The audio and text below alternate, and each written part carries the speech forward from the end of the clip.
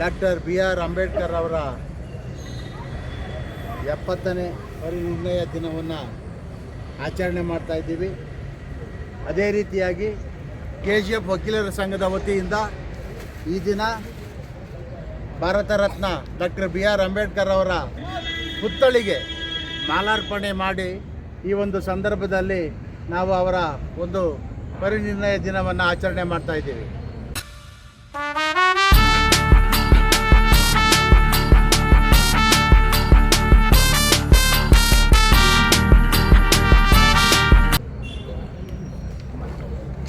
ಪ್ರಪಂಚದಲ್ಲಿಯೇ ಅತ್ಯಂತ ಶ್ರೇಷ್ಠವಾದಂಥ ಒಂದು ಸಂವಿಧಾನವನ್ನು ಕೊಟ್ಟಂಥ ಒಂದು ಡಾಕ್ಟರ್ BR ಅಂಬೇಡ್ಕರ್ ಅವರನ್ನು ಈ ದಿನ ನಾವು ನೆನೆಸ್ಕೋಬೇಕಾಗಿದೆ.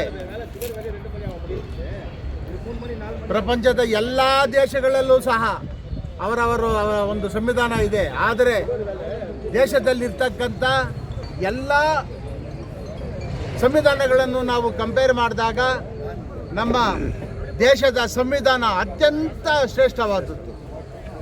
ಹಾಗಾಗಿ ಆ ಸಂವಿಧಾನವನ್ನು ರಚನೆ ಮಾಡಬೇಕಾದ್ರೆ ಡಾಕ್ಟರ್ BR ಅಂಬೇಡ್ಕರ್ ಅವರ ಒಂದು ಮುಖಂಡತ್ವ, ನಾಯಕತ್ವ, ಆ ಒಂದು ಸಂವಿಧಾನದಲ್ಲಿ ದೇಶದ ಪ್ರತಿಯೊಬ್ಬ ಮನುಷ್ಯನಿಗೂ ಸಹ ಪ್ರತಿ ಹಕ್ಕನ್ನು ಕೊಟ್ಟಿದ್ದಾರೆ. ಅದೇ ರೀತಿಯಾಗಿ ಕರ್ತವ್ಯಗಳನ್ನು ಸಹ ಕೊಟ್ಟಿದ್ದಾರೆ. ಹಾಗಾಗಿ ಇದು ನಮ್ಮ ಕರ್ತವ್ಯ. ಅವರ ಹುಟ್ಟುಹಬ್ಬ ಮತ್ತು ಪರಿನಿರ್ಣಯ ದಿನವನ್ನು ನಾವು ಆಚರಣೆ ಮಾಡ್ತಕ್ಕಂಥದ್ದು ನಮ್ಮ ಒಂದು ಕರ್ತವ್ಯ ಅಂತ ಈ ಸಂದರ್ಭದಲ್ಲಿ ಹೇಳೋಕ್ಕೆ ಇಷ್ಟಪಡ್ತಾ ಇದ್ದೀನಿ. ಬಂಧುಗಳೇ, ದೇಶದಲ್ಲಿರುವ ಸಂವಿಧಾನ ಅಡಿಯಲ್ಲಿ ದೇಶದ ಪ್ರತಿಯೊಬ್ಬ ಪ್ರಜೆ ಸಹ ವಾಸ ಮಾಡ್ತಾ ಇದ್ದಾರೆ. ಅವರ ಹಕ್ಕುಗಳು, ಅವರ ಒಂದು ಏನು ಕರ್ತವ್ಯಗಳು ಸಹ ಅದರ ಅಡಿಯಲ್ಲೇ ಅಡಕವಾಗಿದೆ. ಹಾಗಾಗಿ ಅವರಿಗೆ ನಮ್ಮ ವಕೀಲರ ಸಂಘದ ವತಿಯಿಂದ ಅವರಿಗೆ ಅನಂತ ನಮನಗಳನ್ನು ತಿಳಿಸ್ತಾ ಇದ್ದೀವಿ. ಈ ಒಂದು ಶುಭ ಸಂದರ್ಭದಲ್ಲಿ KGF ವಕೀಲರ ಸಂಘದ ಒಂದು ಪದಾಧಿಕಾರಿಗಳ ಚುನಾವಣೆ ದಿನಾಂಕ 14/12/25 ನಡೀತಾ ಇದೆ. ಈ ಒಂದು ಚುನಾವಣೆಯಲ್ಲಿ ನಮ್ಮ ವಕೀಲ ಮಿತ್ರರಲ್ಲಿ ಮರು ಆಯ್ಕೆಗೆ ನಾನು ಅಧ್ಯಕ್ಷನಾಗಿ ನಾಮಪತ್ರವನ್ನು ಸಲ್ಲಿಸಿದ್ದೇನೆ. ಅದೇ ರೀತಿಯಾಗಿ ನಮ್ಮ ಮಗೇಂದ್ರನ್ ಅವರು ಉಪಾಧ್ಯಕ್ಷರಾಗಿ ನಾಮಪತ್ರವನ್ನು ಸಲ್ಲಿಸಿದ್ದಾರೆ. ನಮ್ಮ B ಮಣಿವಣ್ಣನವರು ಜನರಲ್ ಸೆಕ್ರೆಟರಿಗೆ ನಾಮಪತ್ರವನ್ನು ಸಲ್ಲಿಸಿದ್ದಾರೆ. ಮನೋಹರ್ ಅವರು ಜಾಯಿಂಟ್ ಸೆಕ್ರೆಟರಿಗೆ ನಾಮಪತ್ರವನ್ನು ಸಲ್ಲಿಸಿದ್ದಾರೆ. ನಮ್ಮ ಮಹಿಳಾ ವಕೀಲರಾದಂಥ ಪ್ರೀತಿರವರು ಟ್ರೆಜರರ್ಗೆ ನಾಮಪತ್ರವನ್ನು ಸಲ್ಲಿಸಿದ್ದಾರೆ. ಅದೇ ರೀತಿಯಾಗಿ ನಮ್ಮ ಕಾರ್ಯಕಾರಿ ಸಮಿತಿಯ ಸದಸ್ಯರುಗಳಾಗಿ ದಿನೇಶ್ ಕುಮಾರ್, ವಿನೋದ್ ಕುಮಾರ್, ಪರಮೇಶ್ವರ್, ಆಮೇಲೆ ಶ್ರೀನಿವಾಸುಲು, ಕಣ್ಣನ್ ಹಾಗೂ ವಿಜಯಶ್ರೀರವರು ಕಾರ್ಯಕಾರಿ ಸಮಿತಿಗೆ ನಾಮಪತ್ರಗಳನ್ನು ಸಲ್ಲಿಸಿದ್ದಾರೆ.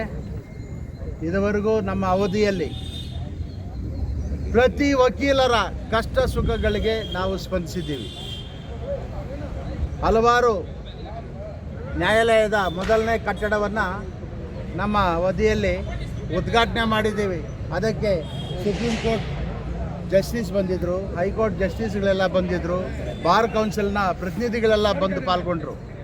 ಅದೇ ರೀತಿಯಾಗಿ ಇನ್ನು ನಮ್ಮ ವಕೀಲರ ಸಂಘದ ಒಂದು ಕಟ್ಟಡದ ಮೊದಲನೇ ಅಂತಸ್ತನ್ನು ಸಹ ನಾವು